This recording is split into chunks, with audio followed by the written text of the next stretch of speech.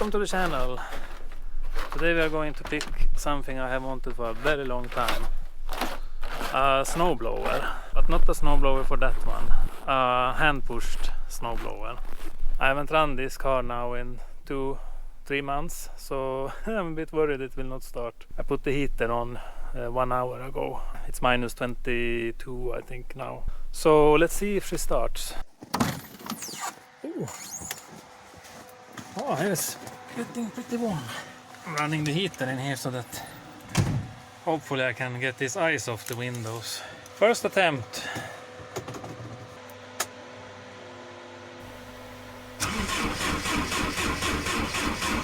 I think the glow plugs got fooled by the block heater.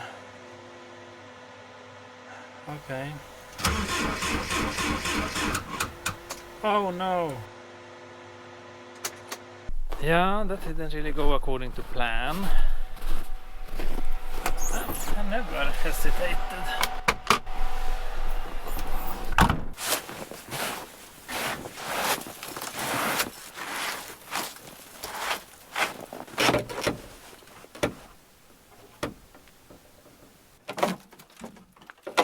Ah, stupid me.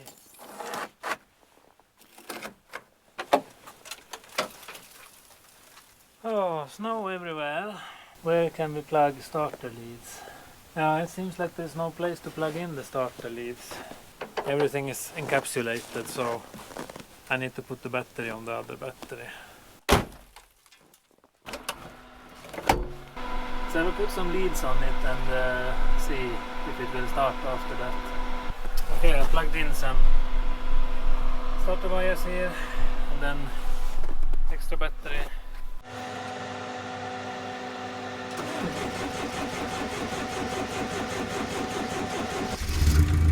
Perfect. I mean, this battery has saved me so many times. Thank you, OKQ8.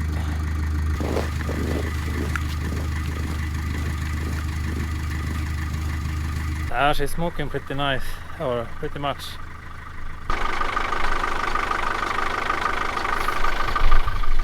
I made a pretty big overhaul on this car a few months ago. I went through everything.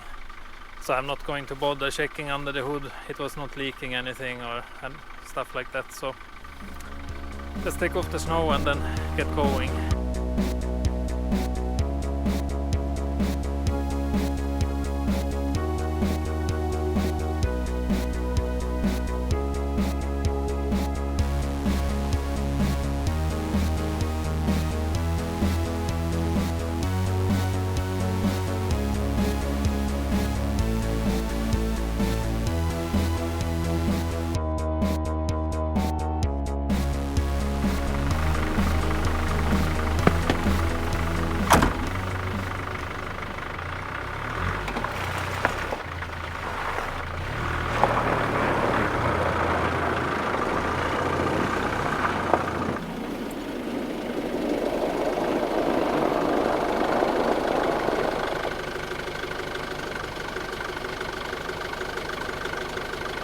I think it's a good idea to check some tire pressures before we leave when it has been sitting for so long. Super handy, this compressor. Yeah. I'm really glad I bought this one. So nice and quiet.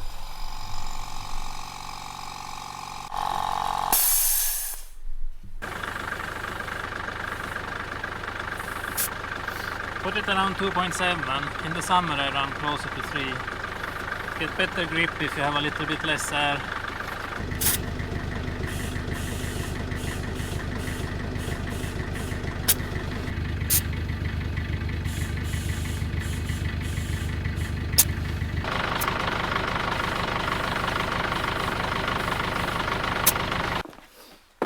Then we need some straps also.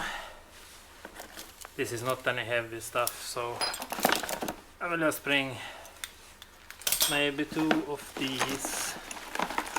And you never know how often you need this smaller strap, so I think I'll bring the whole box.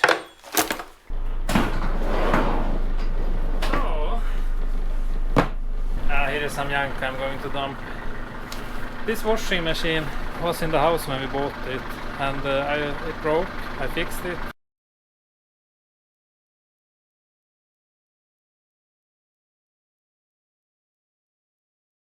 I think we washed 500 times, but now it's completely worn out. I will start with going with this to the recycling central and then go pick the snowblower. So now I need to do one last thing before we can go. So in Sweden you can, when you don't drive a car for a long time, then you can cancel it. So you don't pay any tax or insurance. I don't know how frequent you can do it, but I'm driving this just a few times per winter. It's used mostly in the summer. So then you go into the app, turn on, and then you click approve. It will be on from today. It worked. My insurance will start ticking again, and it will start to calculate how much road tax. In Sweden we pay pretty high road taxes for diesel cars, and that's the main reason why I actually do this. It's around 5,000 per year for this one. But for newer cars it can be up to 20,000, even if they're much cleaner than this one. Because we had a system here in Sweden called bonus malus. So you got a bonus if you bought an electric car, up to 60 or 70,000 if you bought a Tesla, I think. And if you bought a new diesel car, the first 3 years, depending on weight and emissions, you could pay up to 20, even 25,000 I have seen. But the older diesel cars, they are usually around between 3 and 8,000, I would say, depending on weight and carbon dioxide emissions. So enough about that, let's get going.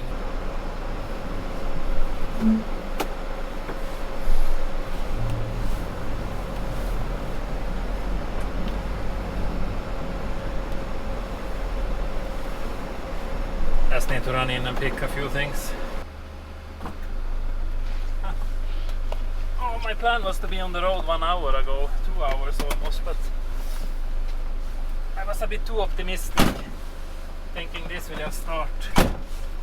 Just a little tip, when something has been sitting this long in winter, except checking the tire pressure, always check your brakes before you get out on the road. Because they rust and they freeze, and when you need to panic brake they might not be there the first time.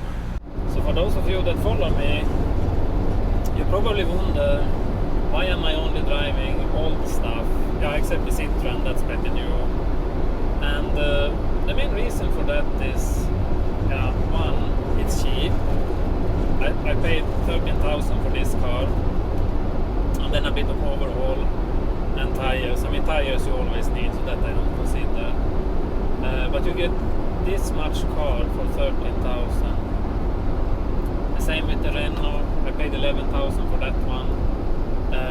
And that one I haven't done almost anything. I had this electric system overhaul, but that's basically it.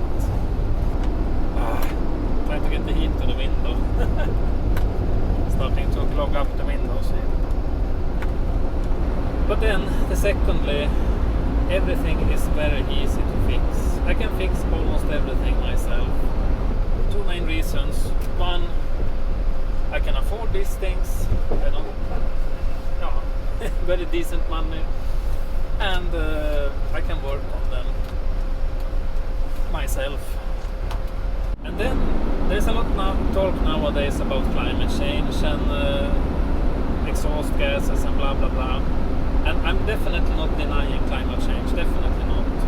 But if I drive these old Mercedes or my old tractors a few hours every month, it will not make a huge difference if I will buy a new van. Then you have to produce that new van, you have to discard this one, and so on. Then I feel it's better I use this until it's worn out,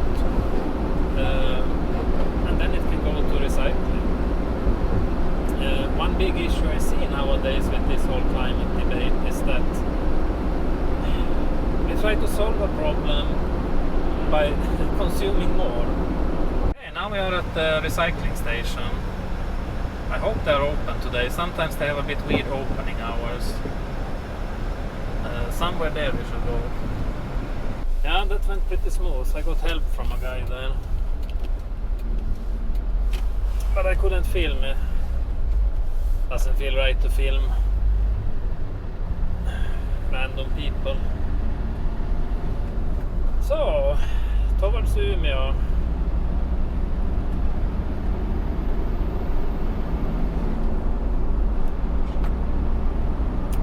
Yeah, she's running pretty good, I must say.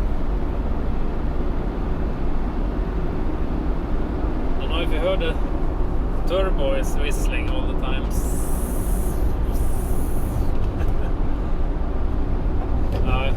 It's mostly sound, it's not so much power.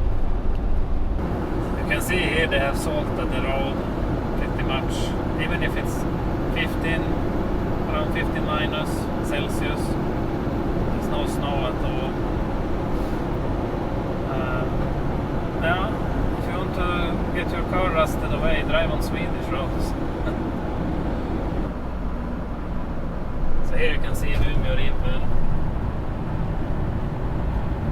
and the city line of Umeå. So this is the same river that goes all the way home to our home. I had to get some high quality nutrition. Now it's just to do some loading. You can see it there in the mirror. I hope I did a good deal on this one. I didn't pay much for it, but you never know. The seller said that the throwout belt is squealing a little bit, but I have a Stiga lawnmower and I know that these belts they can squeal pretty long before they get really bad, so maybe I can just adjust it. I'm on the European Highway 12. Doesn't look like a highway, but if you follow this one, you come to Mo i Rana in Norway.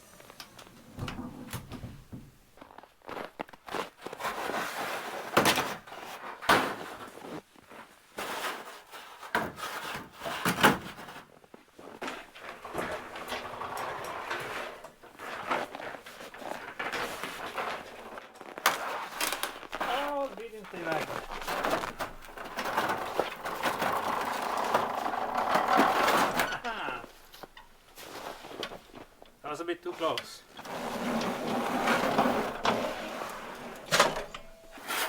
This is just old doors. Stiga ST202 Snow Patrol. Curious how it will work.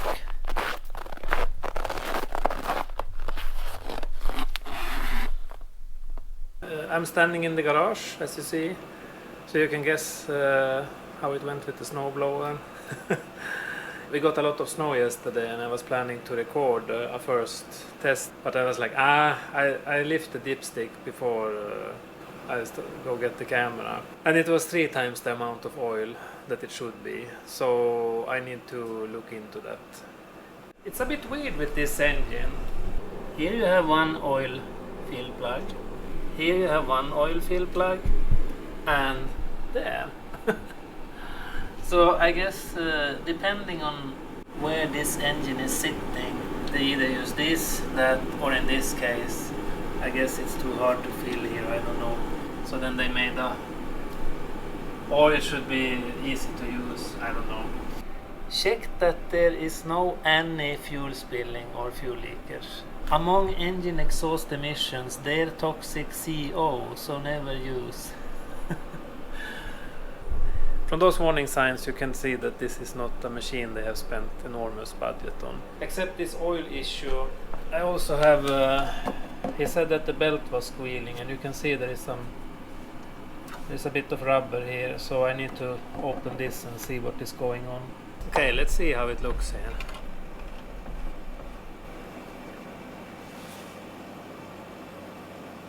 Now you can see the oil level is up there. there is full. It feels like oil, but it smells a lot of gasoline. And when I by mistake unscrewed one of those plugs on the engine block, the oil was black. And here it is completely clear. That I don't understand either. So it seems to be oil drainage here. I didn't get the instruction booklet for this one. I tried to find one online, but I was a bit too lazy to search more. So to get something under here, I guess I need to take off the wheel. Aha. It's just a spring. So, and then this should come out. And then the wheel should come loose. Come on. How long is it? So. I wonder if I need to hold there. Nope. Okay, let's see what we get out. My guess is this will look black first and then it will clear out. Hopefully I don't have a too small bucket now. Oh. Okay. How can it be this black when it is completely clear in the other? Let's see what is here. No, it's pouring out there. I mean, what? Let's see how long this will take. It finally stopped pouring.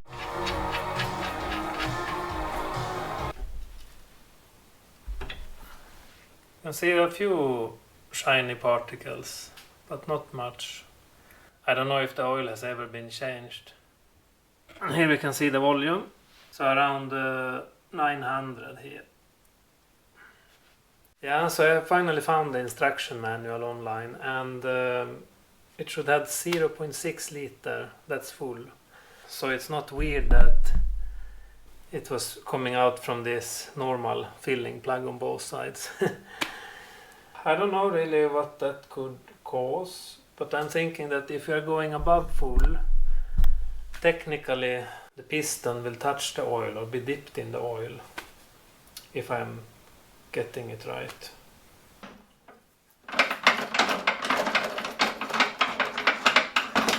I wonder what more surprises we will find in this machine. So normally in my lawn mowers I'm running SAE 30 because those are only run in the summer. But this will be run in the winter, so I was thinking 5V40 or 10V30. I had some 1030 here.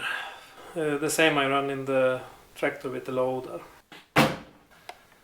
So if I put this full or close to full, it should be around 5.5 deciliter. Oh, hey! Ah, didn't spill. So 500 gram of yogurt. Probably not exactly 500 milliliter, so I will check the level before I pour any more. And you should screw it all the way in. Screw it out. And we are... hard to say. I guess there is so much oil in the hole there now.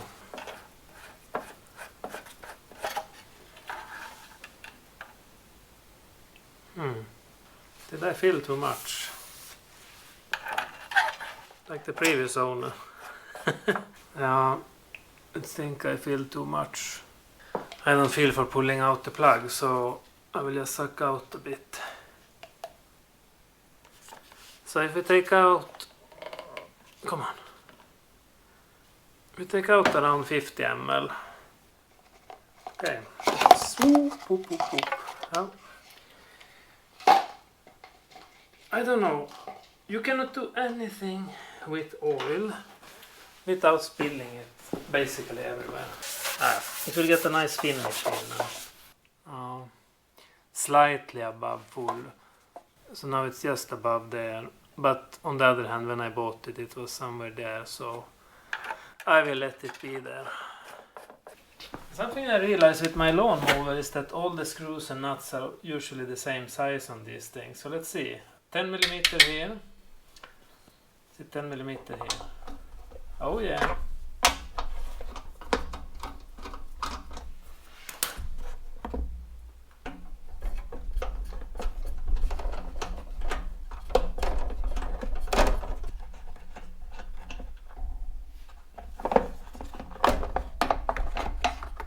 Oh, I think that someone has been running with this, slipping the belt pretty much. Oh, it has been squealing a lot here, wow. So what is this belt? Which one do what?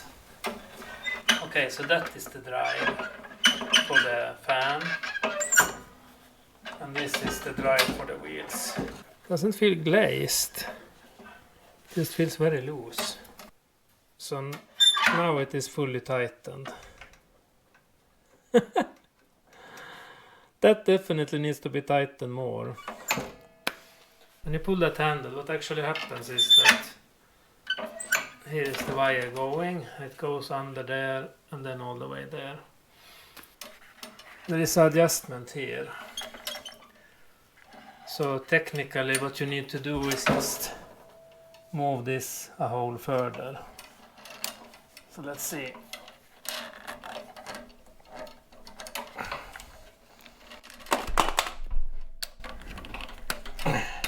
So. And here you can see where the wire is coming. Choop. And then there, acting on this spring.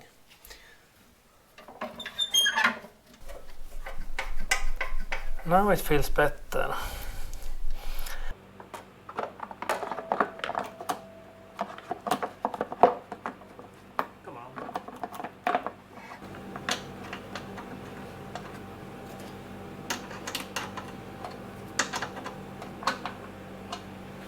So one thing that I actually fixed off camera here when I came home with the kids, I was so eager to get this going. The gearbox here, in the instructions they say you should put it in neutral, and it's marked neutral here.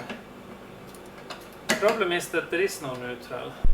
I took off the gear selector here, so here it is. The wires are just these two wires here. I'm just working on this selector, pulling in one of each directions. But this is reverse. And then there is, if you have this off and turn this, it will click. Then it goes into first, second, third, fourth. But here, they say here 4, 3, 2, 1, reverse, and then there is an neutral.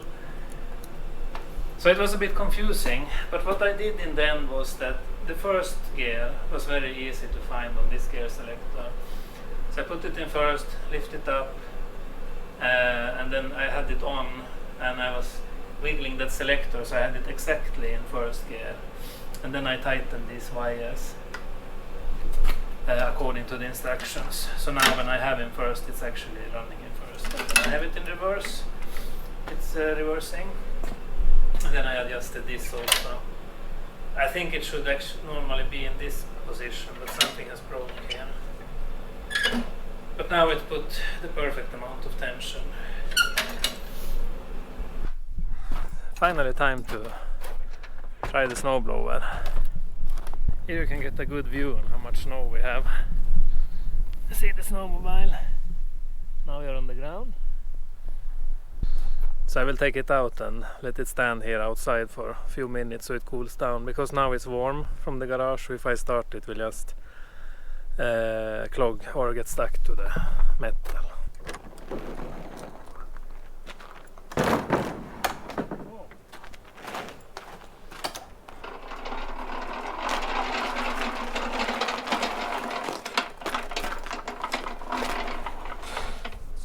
So let's get it started. It's very windy today, so I'm a bit afraid all the snow will just fly in my face.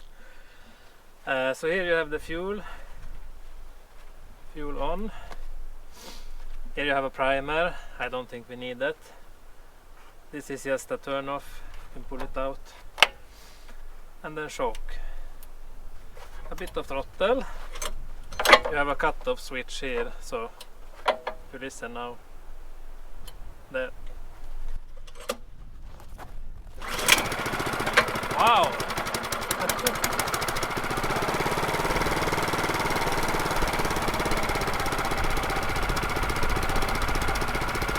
The engine is running really well, I must say.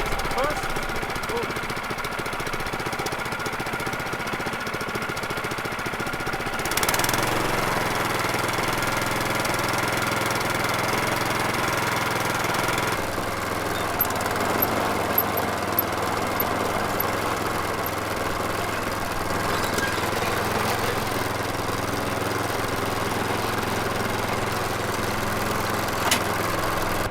So the idea now is to blow the snow from the buildings out. So there, out, and then I will take the tractor, push it away. The main idea why I bought this was actually to blow away the snow around the house, because every spring you get a lot of melting water, and if you are unlucky it ends up in the basement. So that was the main idea. But I will try it now to take away around the house. I don't need to shovel by hand.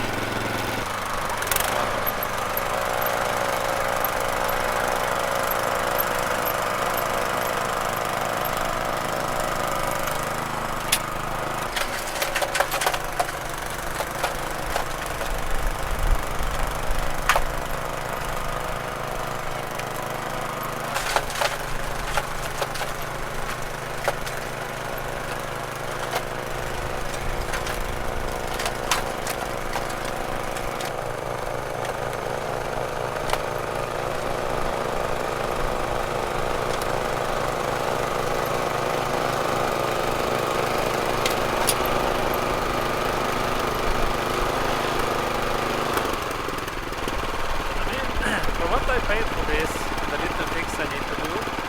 Sounds really nice.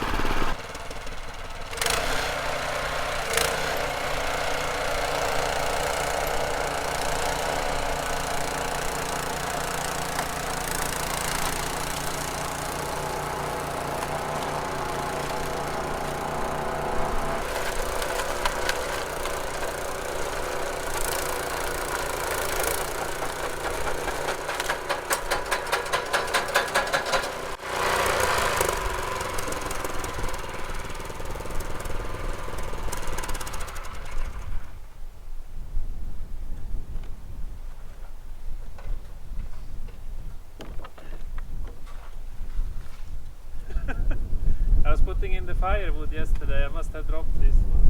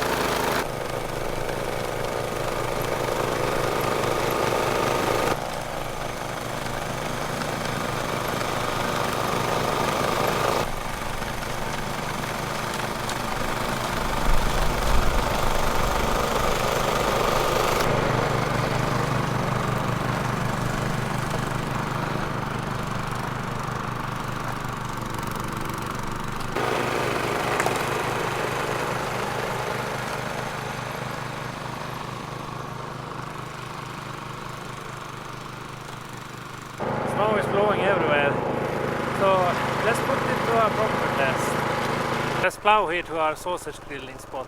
It's pretty deep and hard.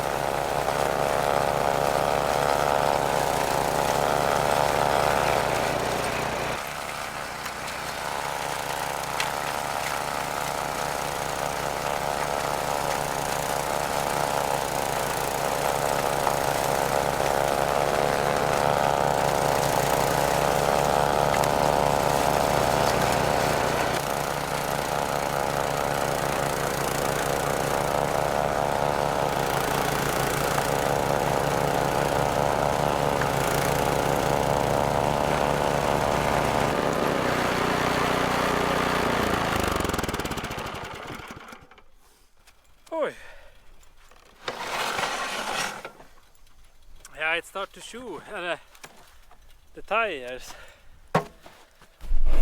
The tires are too small, but yeah, I will continue here a bit. Then I need to take out the tractor. We are getting guests today, so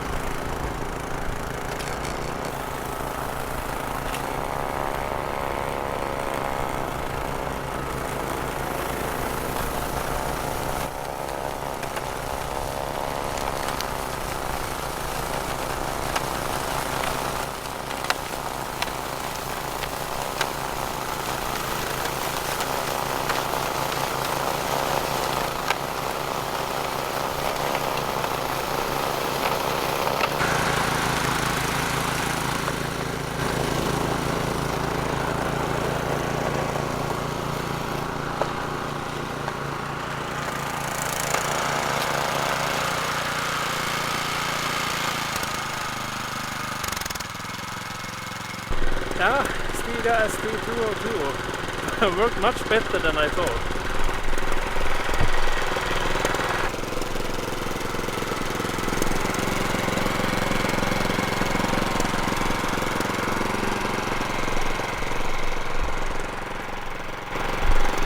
Okay, let's bring out the tractor. This will take the whole day.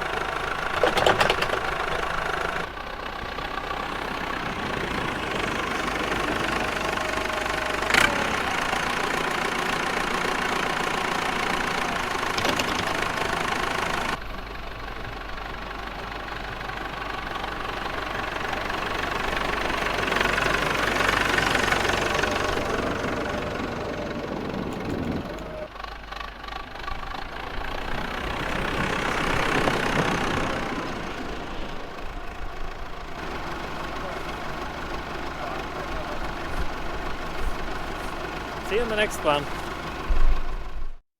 Yeah, as I have mostly been working on diesel engines lately, I didn't think about the spark plug. I should maybe have checked that. I wonder where those ceramic pieces went. From the look of it, I guess it has been like this for a while. It's hard to say.